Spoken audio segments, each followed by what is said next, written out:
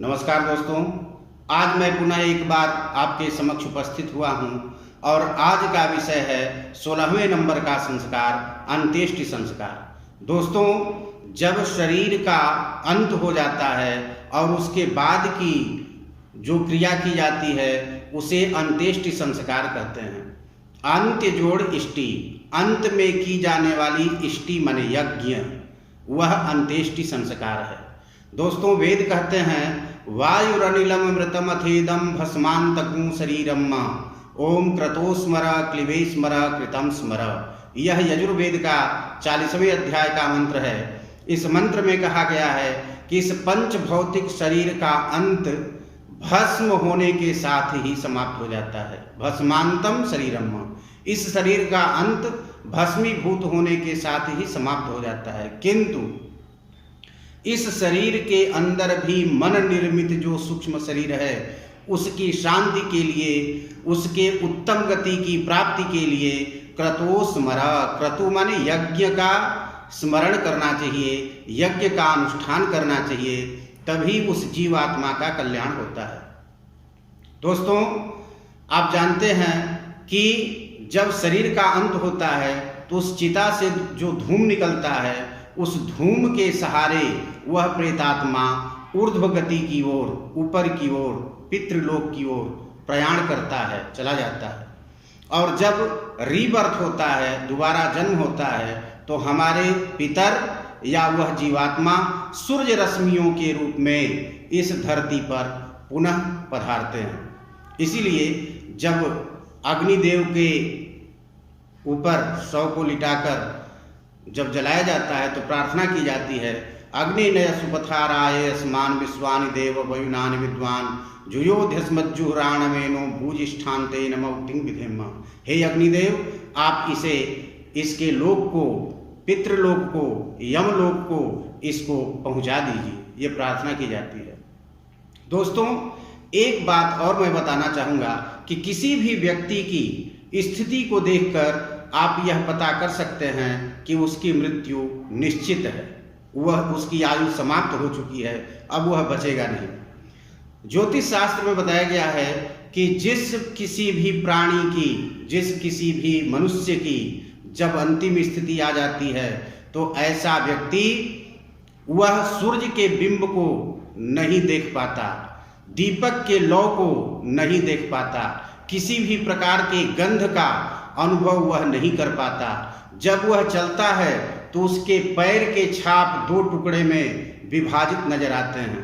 अगर ये सारे लक्षण किसी में दिखें तो यह समझ लेना चाहिए कि उसकी अब अंतिम स्थिति आ चुकी है, तो उसे शैया से भूमि पर उतार देना चाहिए और उस भूमि को इस प्रकार से शुद्ध कर लेना चाहिए। सबसे पहले गोबर से वहाँ लीप देना चाहिए, उसके ऊपर कुश बिछा देनी चाहिए और उसका मुख उत्तर की ओर कर देना चाहिए और उसे हो सके तो गीता का पाठ सुनाना चाहिए या कोई अन्य भी महत्वपूर्ण ग्रंथ हैं जो भी अपने इष्ट देव के अनुसार, उसे आप अच्छी अच्छी चीज़ें, अच्छी संस्कार की बातें आप उसको सुनाइए। उसके दाहिनी ओर एक तुलसी का पौधा भी रख दीजिए और दीपक भी जला दीजिए। ये अवश्य होना चाहिए। जब उसका शरीर छूट जाता है तो आप यह विचार कर लें कि कहीं वह पंचक में तो मृत नहीं हुआ है। पंचक धनिष्ठादि पंचक नक्षत्र हैं, धनिष्ठा, शतभिषा, पूर्वा भाद्रपद, उत्तरा भाद्रपद और रेवती, ये पंचक नक्षत्र माने जाते हैं। इसमें यदि किसी का देहावसान होता है तो इसे अशुभ संकेत माना जाता है और यह माना जाता है कि जो कर्म पंचक में हुआ है वह 5 बार होगा, अर्थात उस घर के लोगों के ऊपर हमेशा मृत्यु की आशंका बनी रहती है। तो इसको दूर करने के लिए एक विधि है, उसे अवश्य कर लेना चाहिए।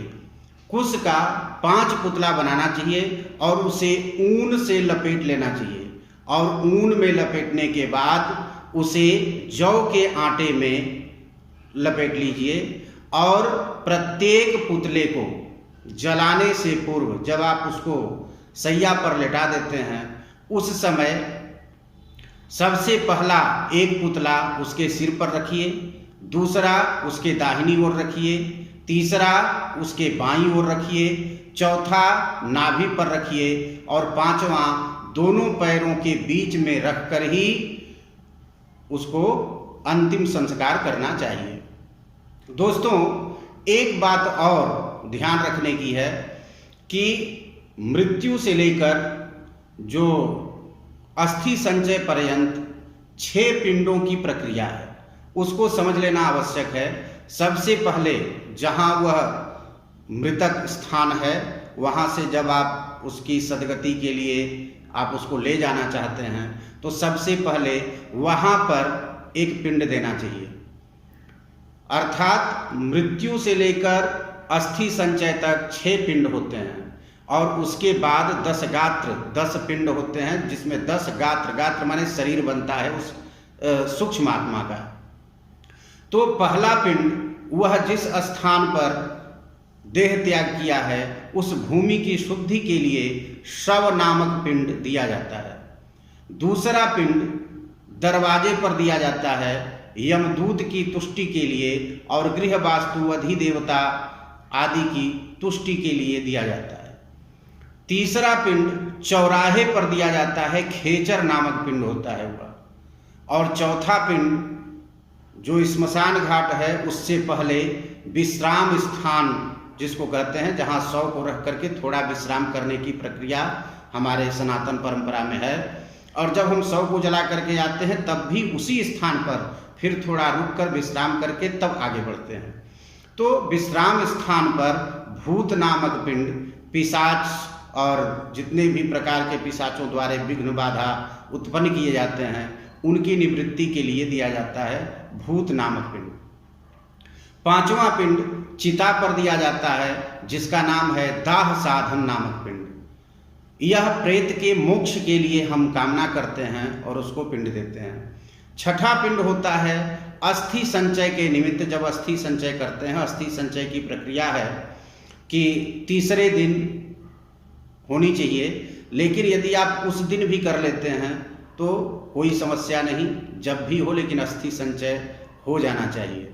और उस अस्थि को आप किसी भी पवित्र नदी में प्रवाहित कर सकते हैं, वह भी 10 कर्म से पूर्व। तो जो छठा पिंड है अस्थि संचय नामक पिंड, अस्थि संचय के लिए करना चाहिए। ये जो पिंड हैं 6 पिंड, इनमें वस्तु क्या क्या होती है, किससे इसका पिंडदान दिया जाए, यह भी लोगों के बीच में एक संदेह का विषय है। तो ये जो 6 पिंड बताए गए हैं इसमें 4 प्रकार की वस्तुएं होती हैं। पहला तिल, दूसरा चावल, तीसरा कुश और चौथा जल। बस यही 4 वस्तुएं होती हैं और इनसे ही संकल्प पूर्वक उसे एक एक करके पिंड दिया जाता है। इसके उपरांत दोस्तों 3 प्रकार के पिंड उसे ऊर्ध्वगति प्रदान करने के लिए दिए जाते हैं, जिसे कहा जाता है मलिन षोडशी, मध्यम षोडशी और उत्तम षोडशी। मलिन षोडशी में इन 6 पिंडों को छोड़कर 10 पिंड होते हैं, जिससे उसका एक सूक्ष्म शरीर पुनः बनता है।